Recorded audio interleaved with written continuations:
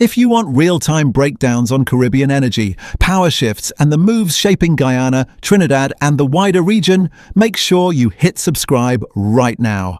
I cover the updates as they happen, connect the dots others miss, and break it down in a way that actually makes sense. If this topic interests you, you don't want to miss what's coming next.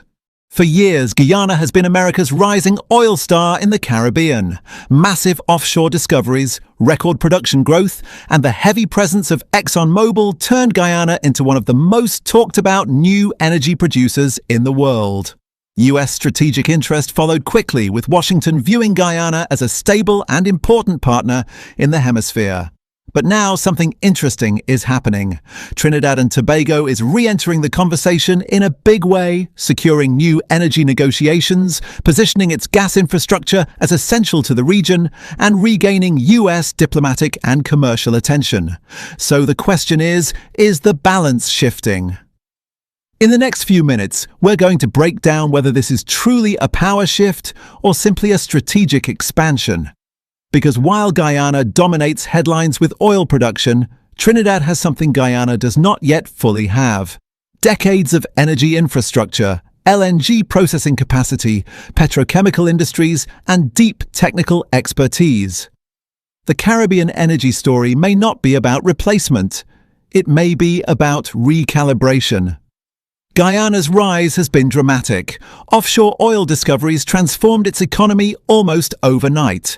Production ramped up rapidly, government revenues surged, and global investors took notice. ExxonMobil's leadership in the Stabroek Block positioned Guyana as one of the fastest-growing oil producers globally. From Washington's perspective, supporting Guyana strengthens a democratic partner with growing export capacity in a region often shaped by geopolitical uncertainty. But oil production is only one side of the energy equation. Trinidad built its economy on natural gas long before Guyana's oil boom began. It developed liquefied natural gas facilities, export terminals, processing plants, and downstream petrochemical industries. While Guyana is still building much of its supporting infrastructure, Trinidad already operates a mature energy system capable of supplying regional markets. This is where the strategic question becomes more complex. The United States does not think in single-country partnerships when it comes to energy security. It thinks in networks. Guyana provides crude oil exports into global markets. Trinidad provides gas processing and regional energy stability. These are two different strengths serving two different strategic purposes. If Trinidad secures new gas supply arrangements or strengthens ties that support regional LNG distribution, that does not automatically diminish Guyana's oil importance. Instead, it suggests diversification.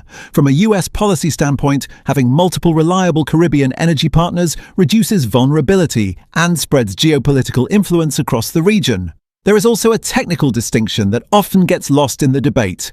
Oil and natural gas are not interchangeable assets. Guyana's crude feeds refineries and global supply chains.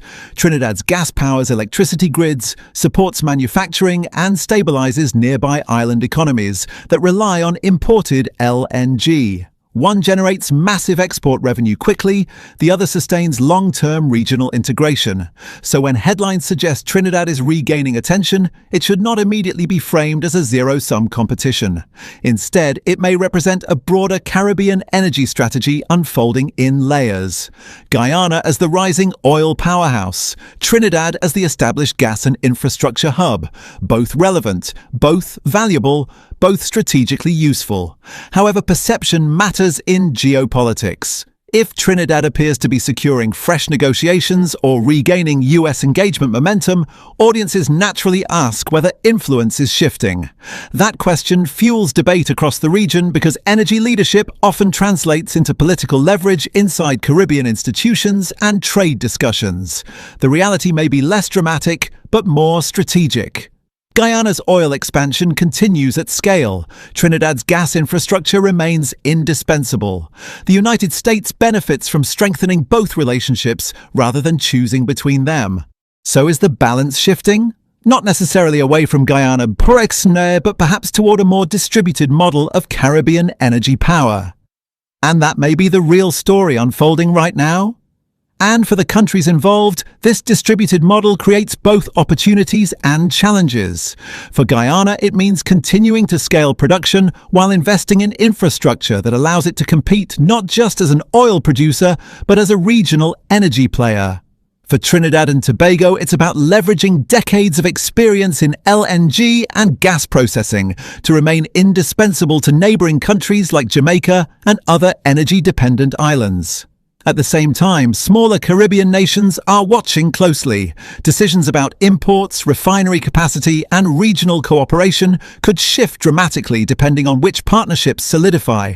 Jamaica, for example, has been investing in LNG infrastructure and could play a pivotal role in the next phase of energy distribution, making the dynamics even more complex.